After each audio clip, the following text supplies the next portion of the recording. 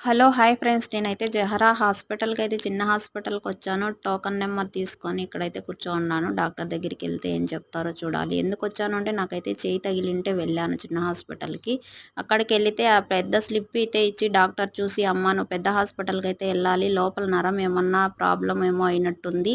అక్కడెళ్లి scanning తీస్తే తప్ప నరమా, ఎమక ఏమన్నా చిట్లిందా అనేది తెలుస్తాది. వెంటనే నువ్వు పెద్ద హాస్పిటల్‌కెళ్ళు" అనేసి నాకైతే అక్కడికైతే టోకెన్ రాయిచ్చేశారండి. పెద్ద హాస్పిటల్‌కైతే ఎళ్తున్నాను.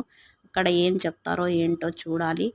పెద్ద హాస్పిటల్‌కెళ్ళిన తర్వాత స్కానింగ్ అయితే తీసేశారు. స్కానింగ్ తీసి ఇలా కట్టయితే కట్టారు. నరమైతే నరమైతే కొంచెం చిట్లింది అని చెప్పారు.